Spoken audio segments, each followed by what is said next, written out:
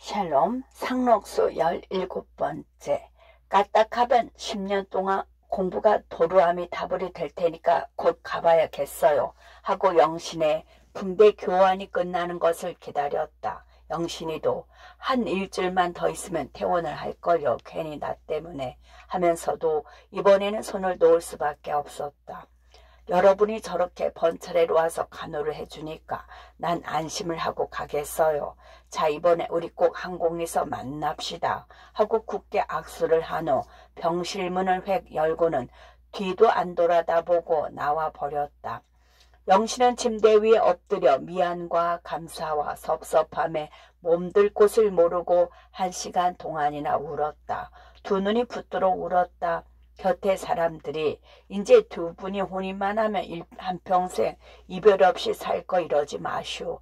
우리 다른 얘기나 합시다 하고 간곡히 위로를 해주건만 영신은 어쩐지 또다시 못 만날 것만 같아요. 이번이 마지막인가 봐요 하고 베개 모소리를 지어뜯어가며 느껴 울었다. 동혁이도 무한히 섭섭하였다. 차마 발길이 돌아서지 않는 것을. 영신의 눈물을 보지 않으려고 거머리를 잡아 떼듯 하고 나오기는 했어도 이렇게 급히 떠날 줄 알았다면 우리 개인의 장래에 관한 것도 좀 더 얘기를 해둘 걸 하고 후회가 길게 남았다. 그동안 결혼 이야기만 나오면 서로 손가락 셋을 펴들어 보이며 입을 막았다. 그것은 3개년 계획이 아직도 끝나지 않았다라는 표시였다. 그러나 동혁은 저희가 앞으로 어떡할 작정인가, 무슨 꿍꿍이 셈을 치고 있나 하고 매우 궁금히 여기는 영신의 표정을 몇 번이나 분명히 읽었다. 그렇건만 그런 얘기는 건강이 회복된 뒤에 해도 늦지 않다 하고 일부러 손가락 셋을 펴들어 보였던 것이다. 이런 생각 저런 궁리에 동혁은 눈살을 펴지 못하고 집으로 돌아왔다. 한쪽 노자는 준비해 가지고 갔었기 때문에 빨리 돌아올 수는 있었어도 아버지 어머니는 대뜸 이해 없이 꾸지람을 하는데 동화의 이야기를 듣고는 더 한층 우울해졌다. 저녁 때에 들어온 사람이 밥상은 윗목에다 물려놓고 그래 기천이가 어떻게 했단 말이냐 하고 물었다. 또 어디서 술을 먹었는지. 눈에 흰자위가 뻘겋게 충혈이 된 나우를 불러 앉히고 물었던 것이다. 누가 아루? 기천이가 건배실을 자꾸만 찾아다니고 장애까지 데리고 가서 아주 곤죽이 되도록 술을 먹이는 걸 2차례나 봤는데 지난번 일요일에는 또 이런 소리를 꺼냈겠지요. 뭐라고? 암만 해도 우리 회원 12사람만으로는 너무 적은데 회관도 이렇게 새로 짓고 했으니 회원들을 더 모집하세. 그 김에 회를 대표하는 회장도 한 사람 유력자로 내야 관청 같은데 신용을 얻기가 좋지 않겠나. 그러니 내 의견에 찬성하는 사람이면 손을 들라고 그렇겠지요. 그래서 몇이나 손을 들었단 말이냐. 나하고 정득이하고 그런 일은 급한 게 없으니 형님의 말을 들어보고 다시 의논도 해봐야 경우가 옳지 않느냐고 끝까지 우기면서 손은 안 들었지요. 누구 들었단 말이냐. 원 갑갑하구나. 속도리가 맨 먼저 드니까 진룡이 삼봉이 할 것 없이 6이나 들더군요. 건배는 도대체 어느 편이야. 동혁은 시꺼먼 눈썹을 일으켜 세우고 아우가 무슨 일이나 저지른 것처럼 노려본다. 총회와 같은 형식을 밟지 않고도 회원 중 반수 이상의 추천이 있으면 입회를 할 수 있다는 규약이 있기 때문에 12사람 중에 반수가 이미 손을 들었으니까 건배 한 사람이 어느 편으로 기울여지기만 하면 좌우간에 작정이 될 형세다. 30세 이하의 남자라는 규정도 과반수의 의견이면 뜯어고칠 수가 있는 것이다. 그래, 건배는 어느 편으로 손을 들었단 말이야. 동혁은 버쩍 다가앉으며 꾸짖듯이 묻는다. 물어볼 게 뭐 있어? 강기천이를 입회시키는데 찬성이지. 동혁은 입술을 깨물었다. 동화는 이젠 고 강기천이란 불가사리가 우리 회의 회장이요 회장이야 하고 소리를 지르면 먼지가 나도록 주먹으로 기직 바닥을 친다. 그동안 기천이에게 매수를 당한 건배는 이른바 합법적으로 기천이를 회장으로까지 떠받들어주고 어디로 피신을 한 것이 틀림없다. 동화는 끝까지 반대를 하고 회관 마루청을 구르며 너희 놈들은 돈을 처먹고 또 논마지기가 떨어질까봐 겁이 나서 그따위 수작을 하는지 모르지만 우리가 죽을 고생을 해서 지어놓은 집을 만만히 내놓을 듯 싶으냐. 죽어봐라 죽어봐. 어느 놈이 우리 회관에 들어서게 하나. 강기천이 아니라 강기천이 하루비라도 다리 옹두라지 부러뜨려 놓을 테다 하고 이빨을 뿌드득 뿌드득 갈며 고함을 쳤었다. 그 중에도 동혁에게 절대 복종을 하는 정득이는 분을 못 참고 우리는 회장이 이롭다. 우리 선생님 하나면 그만이다 하고 입에 개밥을 짓는데 회관의 쇳대를 맡은 갑사한이는 이 의리부동한 놈들 같으니라고. 우리가 누구 때문에 이만큼이나 깼느냐. 누구 덕분에 이만큼이나 단체가 되었느냐. 아 그래 우리 선생님이 없는 동안에 피땀을 흘려서 지은 집을 고리가시하는 놈한테 팔아먹어 하고 맨 먼저 손을 든 석돌이의 멱살을 잡고 주먹이로 볼을 훌겨 갈겼다. 건배는 어느 틈에 꽁무니를 뺐는데 석돌이와 찬성파는 침먹은 진에 모양으로 꼼짝도 못하고 머리를 사타구니에다 들어박고 앉았다. 진룡이는 손을 들어 놓고도 양심이 찔리는지 훌쩍훌쩍 울고 앉았다. 찬성파는 하나도 빼어놓지 않고 강도사 집의 소작인들인 것이다.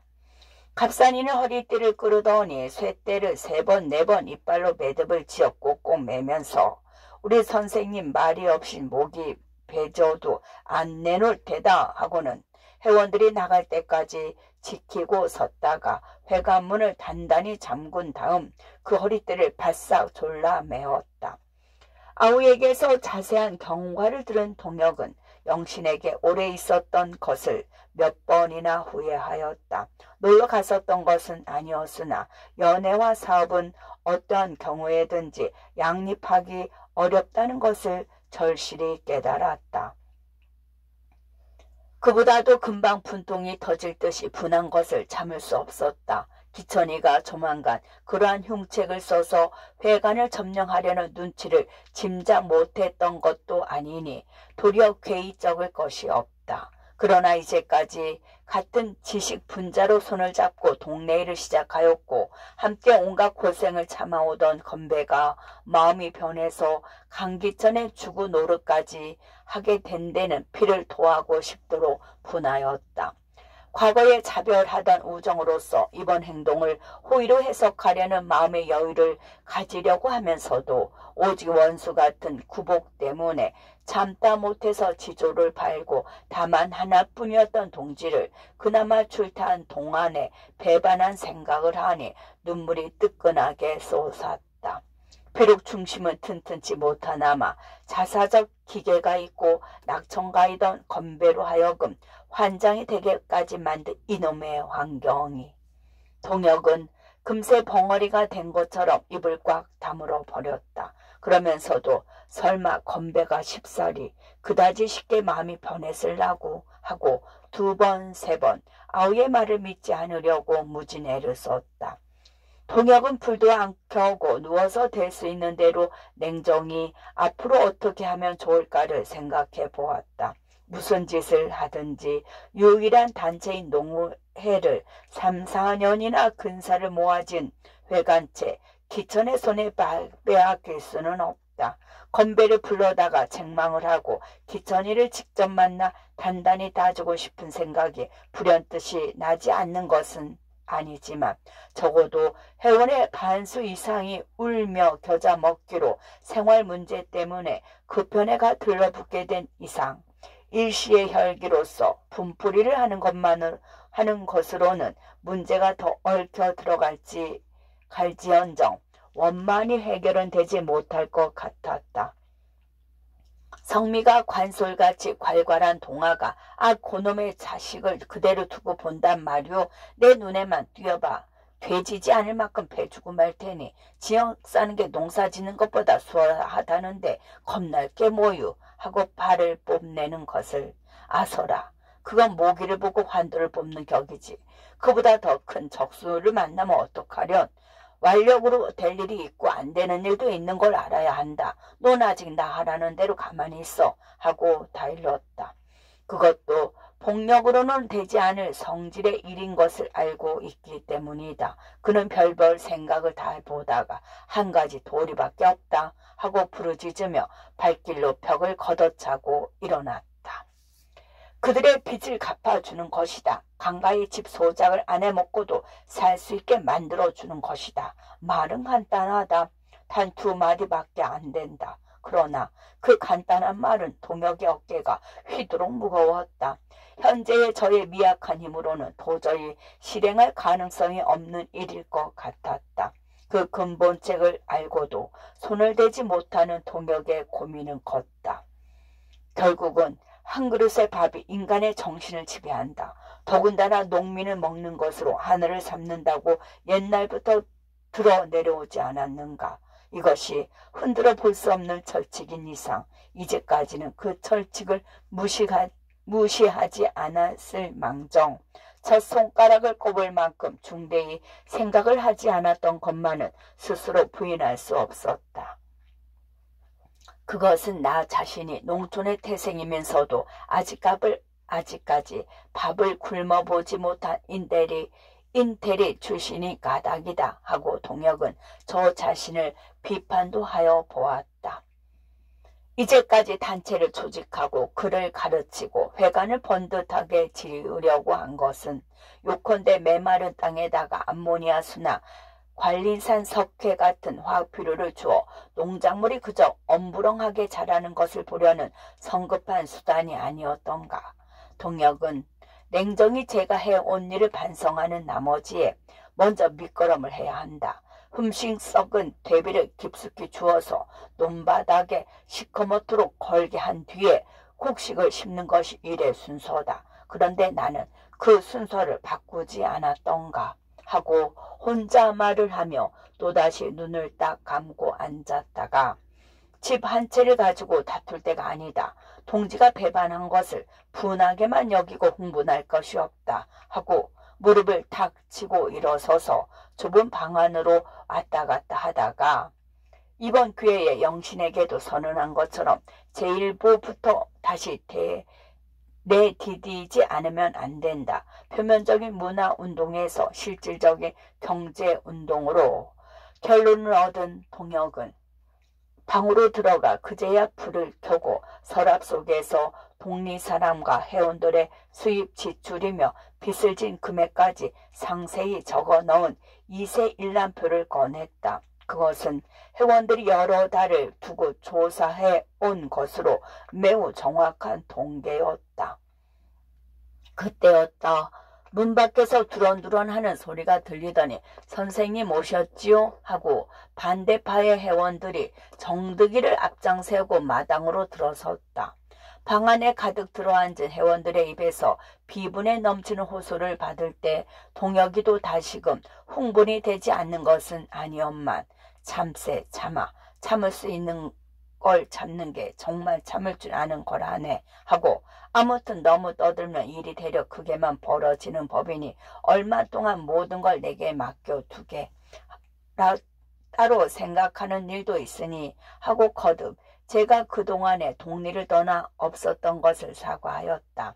그러나 정득의 입에서 건배 씨는 기천이 주선으로 군청에 서기가 돼서 아주 이사를 간대요. 한 달에 월급이 30원이라나요? 하고 말을 들을 때 동혁은 다시 한번 놀랐다. 그러면서도 설마 그러게 하려고 자네들이 잘못 들었지 하고 그 말까지는 믿지를 않으니까 잘못 알다니요? 오는 길에 안에서 이삿짐까지 싸는 걸 봤는데요. 그 말을 듣고도 동혁은 머리를 흔들었다.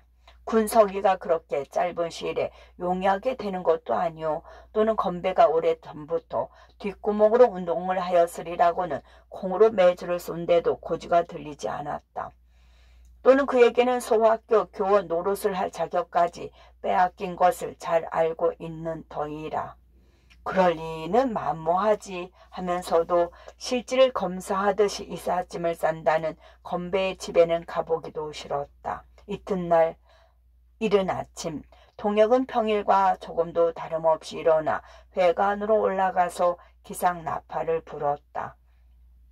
새벽녘부터 절 아닌 구준비가 오는 가닥인지 회원은 물론 다른 조기 회원도 올라오는 사람은 그 전에 5분의 1도 못 된다. 그 분유통에 건배까지 종적을 감추어서 조기 회조차 지도자를 잃고 흐지부지 해산을 한 것과 마찬가지이다. 동혁은 우통을 벗어붙이고 비를 맞으며 제조를 하였다. 다른 사람들은 그제야 이불 속에서 에이키 동혁이가 왔군 하고 기지개를 켜고 있었다. 동혁은 구름이 잔뜩 낀 하늘과 같이 우울해진 머리를 떨어뜨리고 내려왔다. 어쨌든 나 할 도리는 차려야 한다 하고 내려오는 길에 건배의 집에를 들렀다. 건배 하고 불러도 대답이 없는데 마당에 들어서 보니 시렁 위에 있던 헌 고리짝을 내려서 빨랫줄을 묶어 놓은 것과 바가지와 기떨어진 옹솥을 떼어서 돈대 위에다 올려놓은 것을 보고 그제야 정말 이사를 가려는 게로구나 하고 다시 한번 건배 있나 하고 안방으로 대고 목소리를 높였다. 아이고 난 누구시라고요? 그저께 나가서 그저 안 들어왔어요 하고 젖을문 어린애를 안고 나오는 것은 건배의 아내다. 세수도 안 해서 머리는 쑥방석 같고 그동안에 더 찌들어 보이는 얼굴에는 수수임이 가득 찼다. 그동안에 속이 상해서 젖골이 됐나 보다 하고 동혁은 어딜 갔어요? 하고 물어보았다. 건배의 아내는 떼어다만 놓고 닦지도 않아서 검정이 시커멓게 앉은 옹솥을 내려다 보더니 이 정든 고향을 어떻게 떠난대요? 하고 금세 목이 맨다. 아 떠나다니요? 동혁은 찜찜 놀라며 묻지 않을 수 없었다. 그는 뭘 벌써 다 들으셨을걸 하고 눈물이 글썽글썽해서 마당만 내려다 보더니 참 영신씨는 병이 대단하다죠 하고 난전을 부리듯 한다. 이제 많이 나았어요. 동혁은 의형제까지 한두 사람의 정의를 생각하며 대답하였다. 그러면서도 더 자세한 말은 묻기도 싫고 그렇다고 그대로 갈 수도 없어서 잠시 추녀 밑에서 빗발을 내려다보며 서성거리는데 주호야 하고 어린 것의 이름을 부르며 비틀거리고 들어서는 사람. 그는 앞을 가누지 못하도록 술이 취한 이 집의 주인이었다. 썩은 생선의 눈처럼 벌겋게 충혈이 된 건배의 눈이 동혁의 셀쭉해진 눈과 딱 마주치자 그는 전기를 맞은 것처럼 우뚝 섰다. 한참이나 억지로 몸을 꼬느라 섰다가 죽여주십사 하듯이 머리를 푹 수그리더니 여보게 동혁이 하고 와락 달려들어 손을 잡는다. 동혁의 표정도 점점 심각해진다. 여보게 동혁이 나 술 먹었네. 술 먹었어. 자네 덕분에 끊었던 술을 3년째나 끊었던 술을 먹었네. 그저께 저녁부터 죽기 작정하고 막 들이켰네. 참 정말 죽겠네 죽겠어.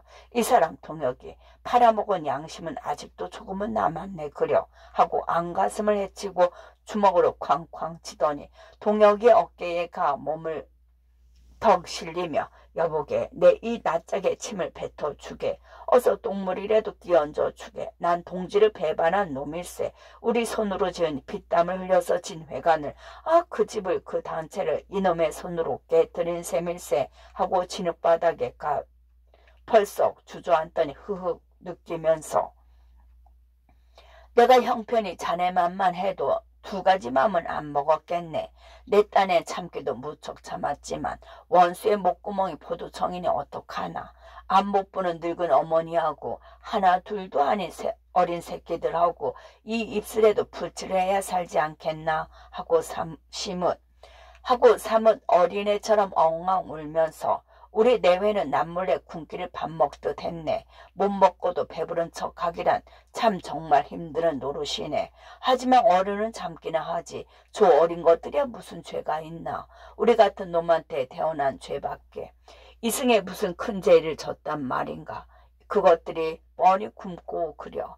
그 작은 창자를 채우지 못해서 노랑 방둥이가 돼가지고 울다 지쳐 늘어진 걸 보면 눈에서 이 아비놈의 눈에서 피눈물이 나네 그려 하고 떨리는 입술로 짭짤한 눈물을 빨면서 문지방에다가 머리를 들 비비더니 눈물 콧물로 뒷발을 한 얼굴을 번쩍 쳐들며 여보게 동혁이 자네 인생 최대의 비극이 무엇인 줄 아나? 끼니를 굶고 늘어진 어린 새끼들의 얼굴을 들여다보는 걸세. 그것들을 죽여버리지도 못하는 어미아비의 속을 자네가 알겠나? 하고 부르짖으며 손가락을 피가 나도록 물어뜯는다.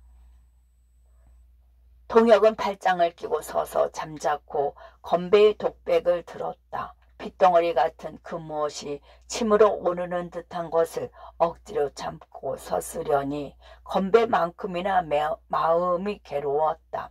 비록 술은 취하였으나마 그 기다란 몸을 진흙 바닥에다 굴리면서 통곡을 하다시피 하는 것을 볼 때 달려들어 마주 얼싸안고 실컷 울고 싶었다. 가슴이 미어지는 것 같아서 말대꾸도 못하였다. 아내가 듣대 못해서 마당으로 내려오며 이거 장비스레 왜 이러요? 어서 들어갑시다. 제발 방으로나 들어가요. 하고 잡아 끌어도 건배는 막무가내로 내팽긴다. 동혁은 그제야 건배의 겨드랑이를 부축해 일으켰다. 여보게 건배 어서 일어나게. 가을이 돼도 벼 한 선 못 들여놓고 지낸 자네 사정을 어찌 내가 모르겠나. 이런 경우에 자네를 힘껏 붙잡지를 못하는 게 무한히 슬픈 뿐일세. 이번에 가면 아주 가겠나. 또다시 모일 날이 있겠지. 더 단단히 악수를 할 날이 있겠지. 난 이 마당에서 다른 말은 하기가 싫으니 기왕 이렇게 된 일이니 자네의 마음이 다시는 변치 말고 있다가 더 큰 일을 할 때 만날 것을 믿고 있겠네. 끝.